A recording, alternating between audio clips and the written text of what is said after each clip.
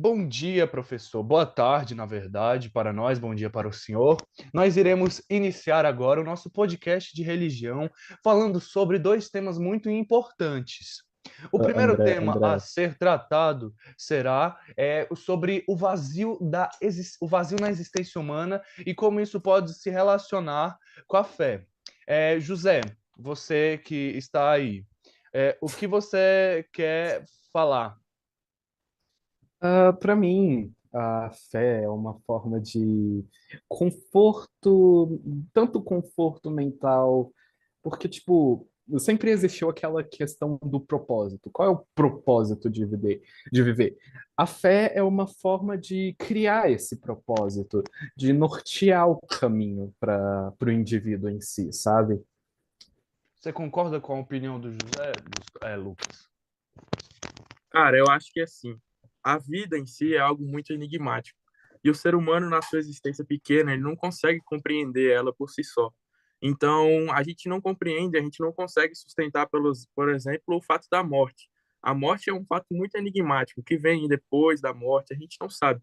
Então, o ser humano perdido nessa própria existência dele, ele tem que procurar algo para se motivar a continuar naquilo, porque ele se pergunta por que eu tenho que passar por isso? Por que eu tenho que passar por um processo tão doloroso como a perda de um parente, a perda de um pai?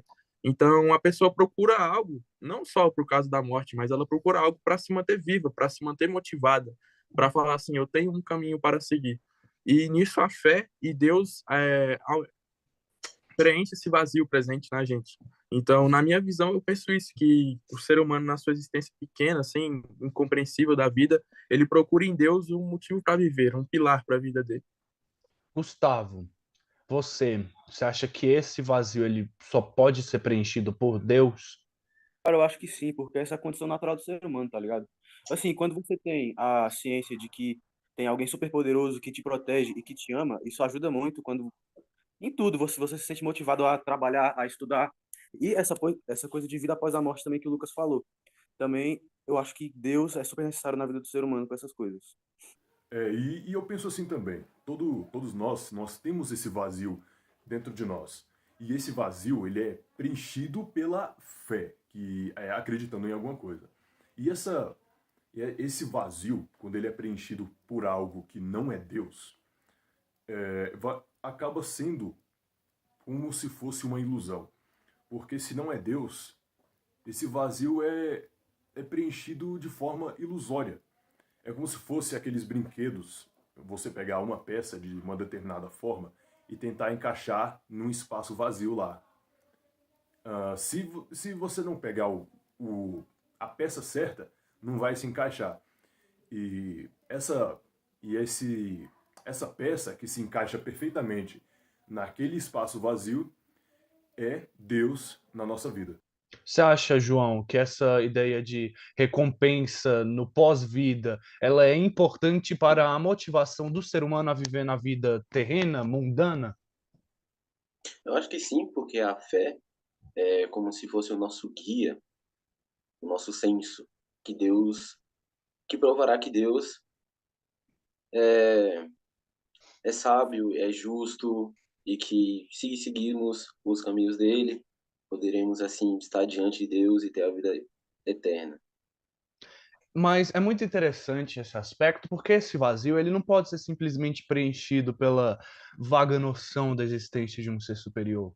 Ele tem que ser preenchido através da procura desse ser, através da ânsia por ele, de você querer ser mais, querer estar com esse ser, de você querer estar com Deus, querer a sua proteção, o seu carinho, o seu amor. Isso é importante. E nisso, mas para isso, nós vemos que existem alguns grupos que eles vão acabar perdendo a salvação por certas características indesejáveis que eles possuem. Não porque Deus não tenha lhes dado chances, mas porque eles a recusaram.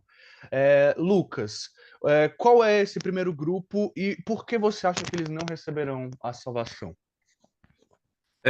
O nosso primeiro grupo, que a gente viu no nosso vídeo, vai ser o grupo que, quando vir a chegada de Deus, eles vão pedir a morte. E eu penso que esse grupo vai ser, voltando um pouco ao tópico que a gente falou anteriormente, vai ser um grupo que, como você falou, ele não buscou a Deus. Ele tinha consciência de que existia um ser superior, Mas só isso, ele falava, ele tinha consciência de, Deus existe, mas ele não procurava aquele Deus. Então aquilo não era motivação para ele. E aí quando ele vê a salvação de Cristo, vê que Cristo está retornando, ele vai meio que envergonhado aceitar o seu destino, porque ele vai perceber que em sua vida ele não se devotou a Cristo. Ele sabia que Cristo existia, mas ele não procurou preencher aquele vazio dele com a existência de Deus, com aquela crença. Ele só continuou vivendo e preenchendo isso com outras coisas. Então, acho que vai ser mais um envergonhamento, assim, ele vai pedir a morte para ter vergonha de encarar a face de Deus. Entendi. Então, a vergonha das atitudes dele, ele não ter buscado se arrepender é o que trará a petição dele. Foi isso que você quis dizer? Entendo. João, nós vimos também mais outro grupo, um segundo. Você poderia me dizer qual ele é e o porquê, na sua opinião, ele não estaria salvo? Bom, o segundo grupo são os petulantes, são aqueles que eles falam, eles agem e falam como se fosse Deus que mandasse o que eles fizeram. Esses são os petulantes. Eles agem em nome de Deus e fazem o que quer em nome dele, mas na verdade não é contraditório as ações dele e que é bem vergonhoso de se ver. Você quis dizer que é como se eles se achassem no direito de representar Deus, de ser Deus. E isso é a Exato. petulância deles, porque eles diriam: Senhor, não fizemos milagres em seu nome, mas na verdade não, eles não estavam fazendo o papel de Deus, e sim do inimigo dele. Aquelas pessoas que dizem, Deus está me ajudando e está me apoiando, porque ele sabe de tudo. Então, isso acaba que ele fere o próprio princípio de Deus com isso. É apenas dizer que aqueles que usam o nome de Deus já da maneira errada serão punidos. José, temos um terceiro grupo. Qual é esse grupo e por que, na sua opinião, você acha que ele não estará salvo? O terceiro grupo seria aqueles que não ajudaram o próximo. Só que a ideia aqui de o motivo deles não serem aceitos pelo não ajudar o próximo não é simplesmente tipo, nossa, veio uma pessoa pedir esmola e você não deu. Não se baseia simplesmente nisso. Isso é tipo negar o próximo. Isso pode ser definido por você ter um desgosto, um preconceito por algum certo tipo de estereótipo, como uma pessoa pobre, ou. Deixa eu pensar em um exemplo. Como uma pessoa pobre, ou um certo tom de pele diferente. No geral, aquele que não sente pelo outro, sabe?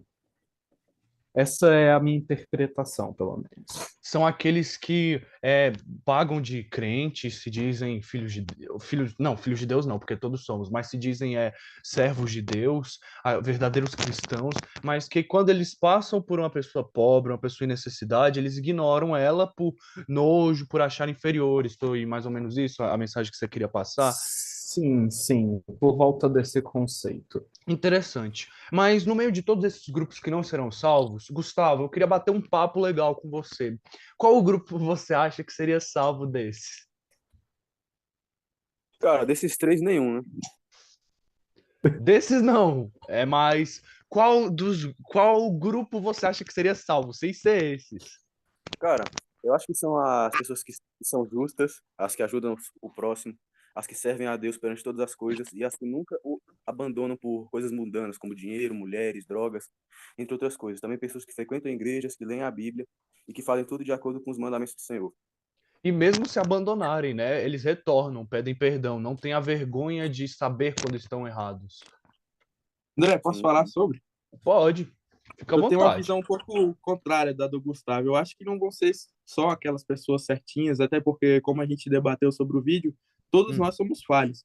Verdade. Como o pastor nos dá o exemplo da criança que mostrou para o pai o desenho. O pai não aprovou aquele desenho, encorajou o filho por o desenho estar muito lindo, muito maravilhoso, mas pela tentativa do filho, ele viu que o filho estava querendo aprender a escrever. Então, eu acho que o grupo que vai ser salvo é aquele grupo que vai perceber que na sua existência ele vai errar, ele vai perceber que na sua existência ele é falho por si só que nessa existência ele vai tentar ter um acerto, vai tentar ser mais próximo de Deus, ele vai tentar chegar a essa redenção. Então, esse grupo, Deus sabe que nós somos falhos, então ele aprova os seus filhos que amam ele e ele vê que eles querem estar mais próximos dele. Tanto que essa questão da esmola não é como se você comprasse o céu com a esmola, mas não é porque você também não é porque você negou uma esmola que você não vai para o céu, mas você naquela boa vontade de ajudar o próximo, na boa vontade de se manter perto de Deus, você vai ser salvo por ele. Eu penso dessa forma. Eu entendi, uma visão muito boa. É você cair, mas caindo, você se levantar e voltar a lutar para estar perto de Deus. Enfim, gente, nosso tempo está acabando. Foi muito bom ter vocês participando. Agora vamos encerrar isso aqui com uma curta oração para que Deus nos acompanhe e nos ajude a estarmos no grupo que estará salvo e não nos 3 grupos que estarão perdidos. Oremos. Querido e bondoso Deus, Senhor, Deus de misericórdia, muito obrigado por tudo que o Senhor tem feito por nós e ainda fará. Pedimos que nos abençoe, esteja conosco sempre e nos guarde para que possamos estar contigo no céu. É isso que nós pedimos e agradecemos em nome de Jesus. Amém. Amém. Amém. Então Amém. foi isso, professor. Muito Amém. obrigado por tudo. E tchau. Adiós.